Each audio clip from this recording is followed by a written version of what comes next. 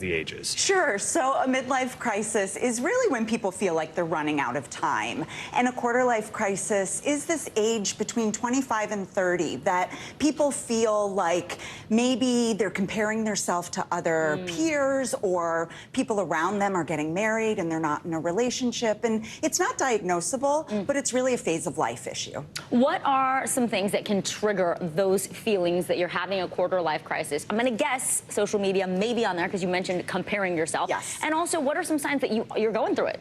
Sure. So if you recognize that maybe you're not feeling happy in your job and you thought it was going to be something that it's not, or you had a breakup and you're having a really hard time, you thought this was going to be the person that you were going to get married to.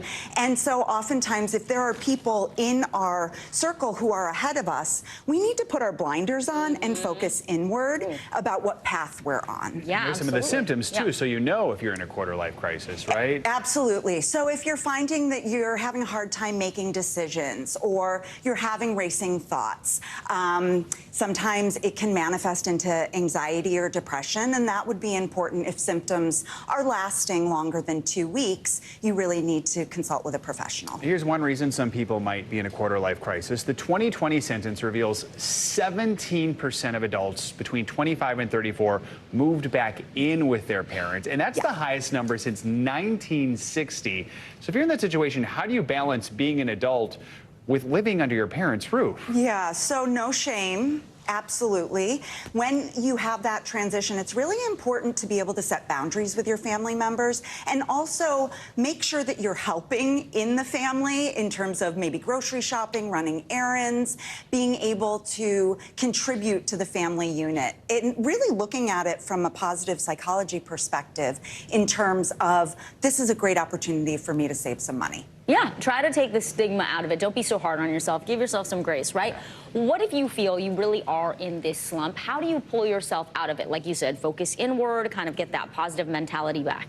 Sure. So it is very common to go through phases of life and have this introspective process. So I am a big fan of journaling and being able to record how you've been feeling, talk to peers, certainly be able to talk to a therapist if that's something that you want to work on in terms of goal setting. So really making sure that you are reframing the way that you're thinking about things rather than catching yourself in this negative spiral. And this is nothing new. It's just maybe something we're talking about more. It is, because like you had mentioned, so many people are moving back home because of financial stress in the economy. And so there really is more of a normalization around that today.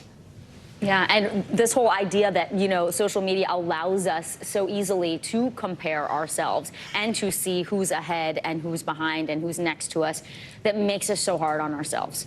I think do you think that that's a factor in why people are experiencing quarter life crises and talking about them more? 100%. That is only a snapshot of somebody's life. And if you're seeing peers traveling or announcing a promotion or a bachelorette party, then certainly the question sometimes is, oh my gosh, that's not my life. What's wrong with me? Yeah. Pause, look at all the things you've done right up until this point, and really focus on the positive. All right, licensed clinical social worker and author Kelly Kittley here from Chicago with us today. Thank you so much, Kelly. Great to see you.